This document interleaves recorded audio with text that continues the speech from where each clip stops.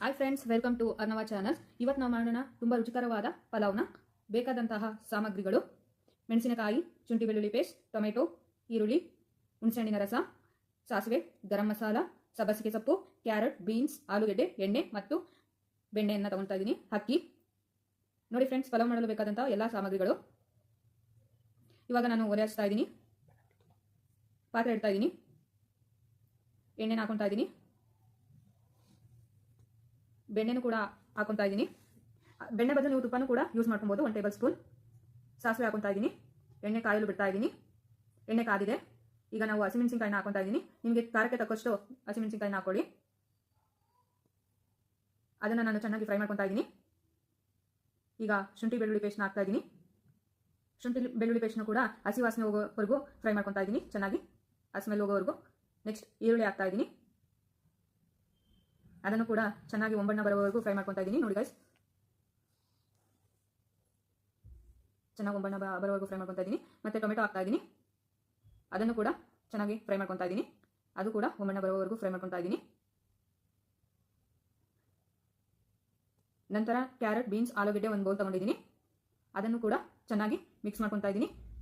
ಅದನ್ನು ಕೂಡ ಒಂಬಣ್ಣ ಬರೋವರೆಗೂ ಫ್ರೈ ಮಾಡ್ಕೊಂಡಿದ್ದೀನಿ. ನೋಡಿ ಯಾವ ರೀತಿ ಒಂಬಣ್ಣ ಬಂದಿದೆ.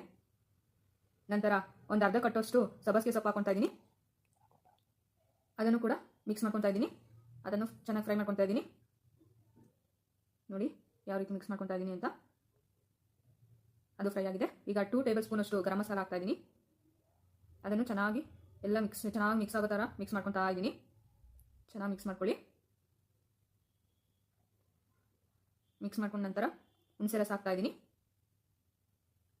ಅದನ್ನು ಕೂಡ ಚೆನ್ನಾಗಿ ಮಿಕ್ಸ್ ಮಾಡ್ಕೊತಾ ಇದ್ದೀನಿ. ಹುಣಸೆ ರಸನೂ ಕೂಡ ನೋಡಿ ಯಾವ ರೀತಿ ಮಿಕ್ಸ್ ಮಾಡ್ಕೊತಿದ್ದೀನಿ ಅಂತ. ನಂತರ 1 ಗ್ಲಾಸ್ ಅಕ್ಕಿ ತೊಗೊಂಡ್ರೆ 2 ಗ್ಲಾಸ್ ನೀರು ತೊಗೋಬೇಕು. ನೀವು ಕುಕ್ಕರಲ್ಲಿ ಮಾಡೋದಾದರೆ 2 ಗ್ಲಾಸ್ ನೀರು ತೊಗೊಳ್ಳಿ. 1 ಗ್ಲಾಸ್ ಅಕ್ಕಿಗೆ. ಕುಕ್ಕರಲ್ಲಿ ಮಾಡೋದಾದರೆ ನಾನು ಡೈರೆಕ್ಟಾಗಿ ಮಾಡ್ತಾ ಇರೋ ಕಾರಣ ನಾನು 3 ಗ್ಲಾಸ್ ನೀರು ತೊಗೊತಿದ್ದೀನಿ 1 ಗ್ಲಾಸ್ ಅಕ್ಕಿಗೆ. ಏಕೆಂದರೆ ನಾನು ಹಾಕಿರೋಂಥ ತರಕಾರಿ ಮತ್ತು ಸೊಪ್ಪು ಎಲ್ಲ ಚೆನ್ನಾಗಿ ಬೇಯಲಿ ಅಂತ ಎಕ್ಸ್ಟ್ರಾ 1 ಗ್ಲಾಸ್ ತೊಗೊತಾ ಇದ್ದೀನಿ. ಈಗ 1 ಗ್ಲಾಸ್ ಅಕ್ಕಿನ ತೊಳೆದು ಇಟ್ಕೊಂಡಿದ್ದೆ, ಅದನ್ನು ಕೂಡ ಆ್ಯಡ್ ಮಾಡ್ಕೊತಾ ಇದ್ದೀನಿ.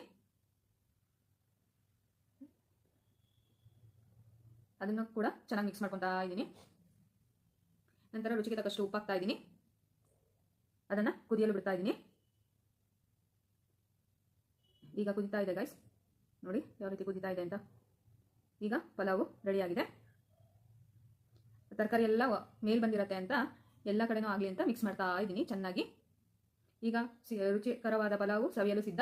Please like and subscribe.